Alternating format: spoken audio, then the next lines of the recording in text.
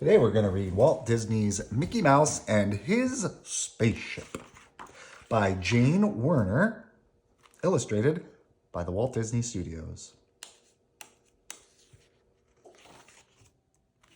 Warning, details of Mickey Mouse spaceship are top secret. Do not attempt to duplicate. Listen to this, said Mickey Mouse as he read from the evening paper. Big contest, $50,000 prize for first round trip to moon. Oh, Mickey, cried Minnie Mouse, think how dangerous it would be. Oh, think how wonderful it would be, cried Mickey. I hope Donald and I can get our spaceship finished in time. Mickey and Donald sped up the work on their spaceship. They were building it in an old factory at the edge of town. Well, be sure not to mention this to anyone, Donald, Mickey said in a serious tone. There will be plenty of people trying to get that prize. Donald promised, but he ran into Goofy the very next day.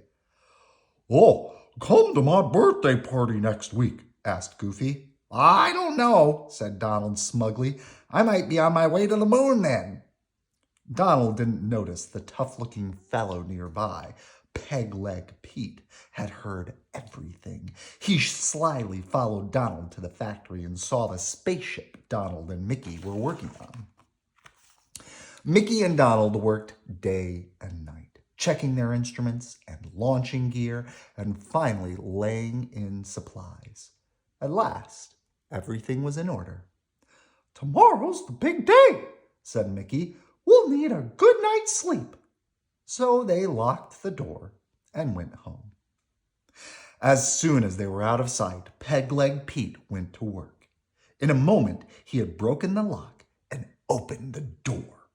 After another few moments, he was pushing the precious spaceship out into the night, where a big truck waited. In the morning, when Minnie and Daisy Duck drove the boys out for their secret takeoff, the spaceship was gone. Mickey and Donald were angry. Ah, look at these prints, shouted Donald. One shoe print and one hole. It's Peg-Leg Pete. Oh, he'd better not take off, said Mickey. He doesn't know our secret invention for reversing the rockets to get back. And our spacesuits will be too small for him when he gets to the moon. I would serve him right, said Donald. Oh, no, we've got to stop him and save our ship, said Mickey firmly. So away they sped in the car, following the path of the truck up the twisting mountain road. When they came to a stop on a hidden flying field, the spaceship was standing poised for flight.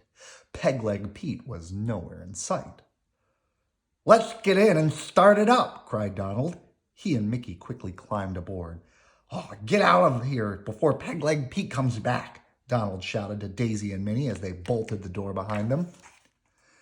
Minnie and Daisy drove to a nearby field.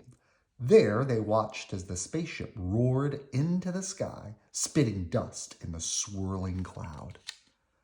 Still no sign of Peg-Leg, Minnie said. You don't suppose, cried Daisy, that he could be aboard the ship? That's just where he was. After Mickey and Donald had bolted the doors, Mickey sat down at the controls and twirled a dial to take off. Then Donald pulled back on the rocket release, and with an ear-splitting roar, the spaceship lurched forward, and they saw Earth dropping away. What the? Cried a loud voice, and then a face peered out of the baggage compartment. It was Peg-Leg Pete waving a space gun.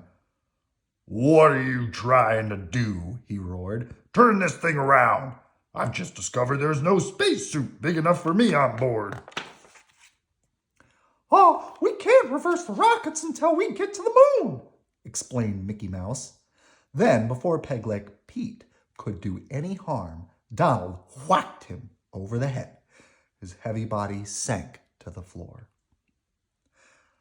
What do we do with him now? Donald asked.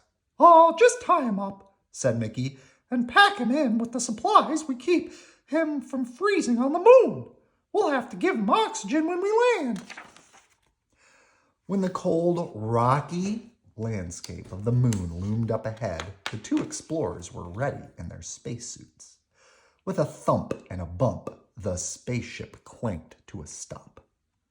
"We made it!" cried Mickey, shaking Donald's hand. "Now all we have to do is get back to Earth again."